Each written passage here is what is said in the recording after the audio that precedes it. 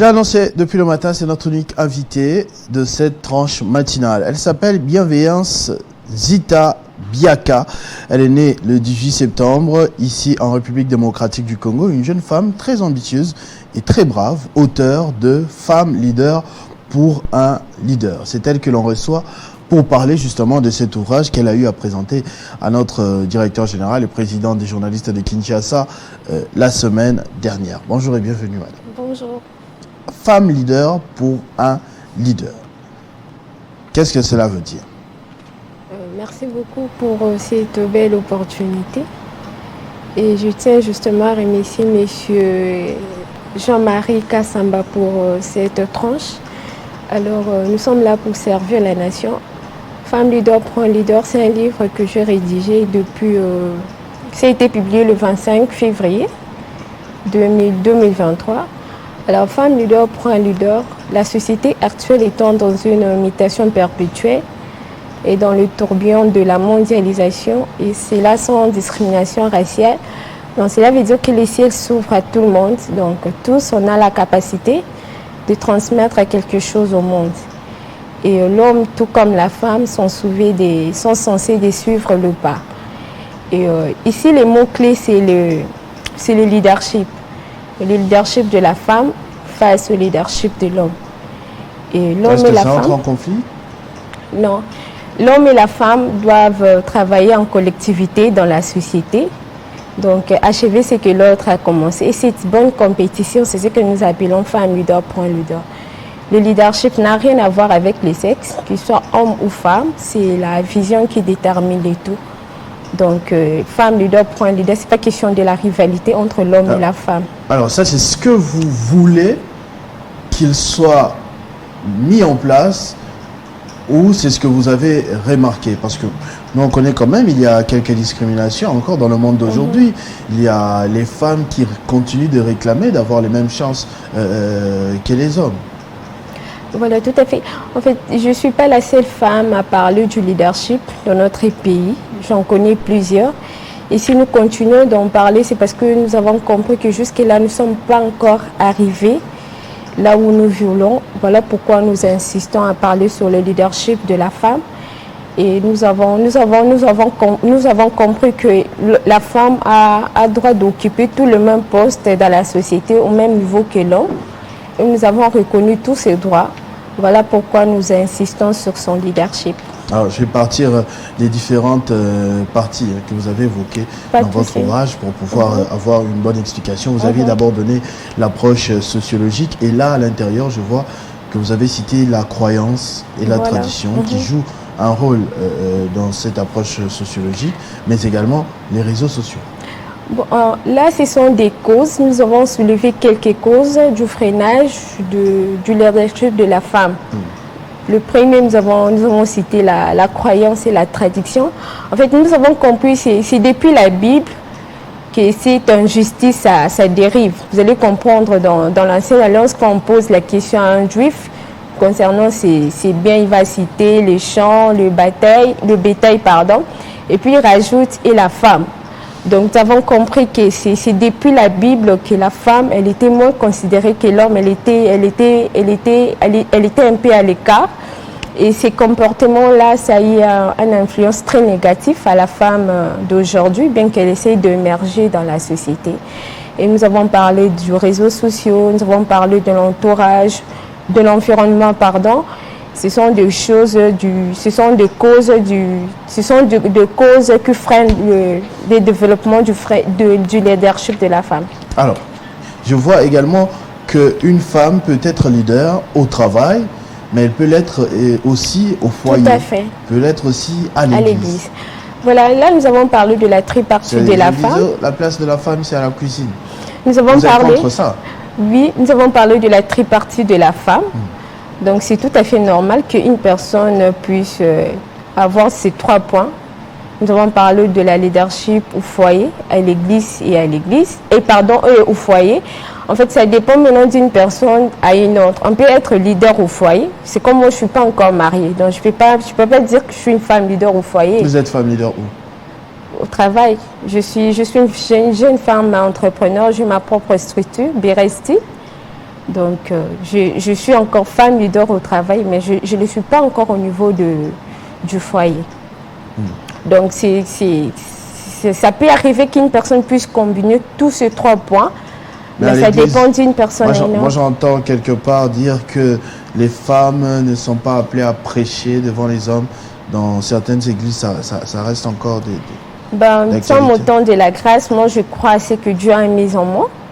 Donc, d'ailleurs, c'est très important que le leadership trouve la place à l'église, parce que je l'ai même dit dans le livre, un serviteur de Dieu doit comprendre que dans son parcours, il ne va pas seulement rencontrer des problèmes spirituels, mais il y a d'autres problèmes qu'il va rencontrer, ça demande justement le bon leadership.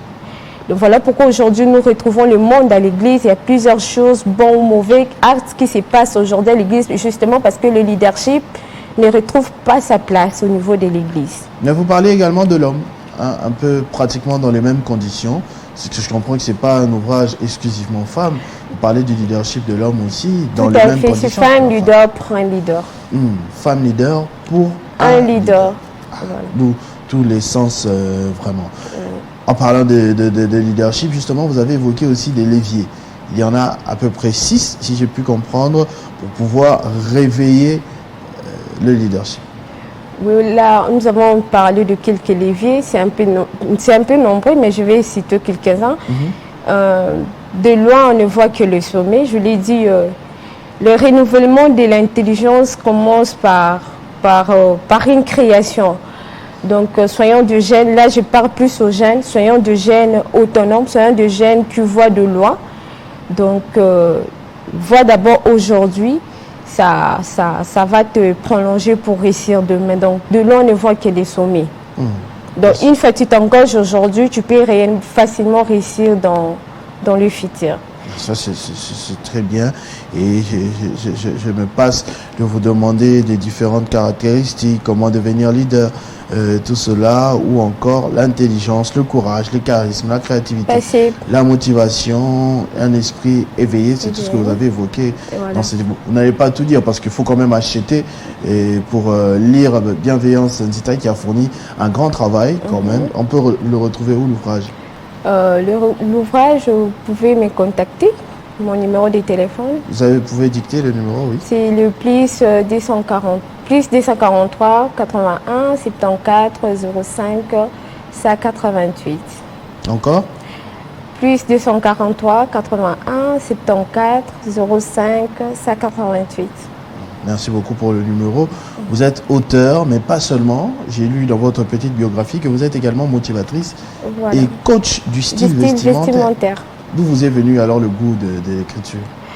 Le goût de l'écriture, c'est comme je venais de le dire, le monde est en train d'évoluer, le monde est en train de bouger. Nous sommes dans une société perpétuelle. Alors particulièrement, je me suis dit, je dois être important dans la société. Alors, je dois contribuer à l'épanouissement du monde. Alors, particulièrement, je m'étais engagée dans la rédaction comme un moyen de transmission. Donc, c'était un peu ça. Et côté coach vestimentaire, là, c'est un peu comme talent, comme je peux dire. C'est un peu plus comme talent. Mais moi, je le fais d'une manière psychologique. Je fais l'étude de la personne, j'étudie ton comportement. Et puis, je vous soumets à un accoutrement qui correspond à votre comportement. Vous avez étudié ça quelque part? Oui. Ah, c'est très bien. Alors, pour ne pas vous retenir longtemps, je vais juste vous demander de lancer un message, peut-être aux téléspectateurs ce matin. Vous dites, vous donnez les raisons d'acheter Femme leader pour un leader. Pourquoi on doit absolument le lire? Vous regardez la caméra et vous passez votre message libre à vous avant qu'on ne se sépare. Merci beaucoup. Femme leader pour un leader, c'est justement une vision. Alors j'ai pris à toute personne de bonne volonté de vouloir soutenir cette vision. Je l'ai toujours dit que la vision est tellement grande. Là, nous sommes encore au début. Publier un livre, cela ne veut pas dire que nous sommes arrivés. Alors, je demande à toute personne de bonne volonté, partout où vous nous suivez, de ne pas vous retenir, de contribuer à cette vision car elle sera bénéfique pour plusieurs personnes. Je suis pas rédactrice pour m'enrichir moi, mais je me dis toujours quand une personne peut lire les livres, qu'est-ce que ça peut l'apporter. C'est ça en fait le leadership. Un leader, c'est quelqu'un qui a une vision et qui la fait accepter aux autres, mais pas seulement ça, mais qui accompagne les autres à atteindre leur objectif. Et par là, j'en profite aussi pour vous remercier pour votre attention et je remercie aussi mon parrain de m'avoir accompagné, M. Emery Kitete, et je remercie toute l'équipe technique de Télé 50 et à M. Jean-Marie Kassamba, sans oublier vous, M. Christopher. Merci beaucoup, Madame Bienveillance Nzita, pour votre intervention et votre présentation de cet ouvrage Femme leader pour un leader qui, je rappelle, est disponible. Si vous pouvez rééditer le numéro, peut-être. Le livre, c'est justement à $10. Partout où vous êtes, c'est avec livraison. La livraison est gratuite. Le numéro est le plus 243 81 74 188. Merci beaucoup. Merci également à vous de nous avoir suivis depuis ce matin, partout, à Kinshasa, en République démocratique du Congo ou ailleurs. Merci de votre attention. Cette tranche matinale est terminée. Vivez heureux, vivez 100 ans, mesdames et messieurs, et restez fidèles au programme de votre chaîne Télé 50.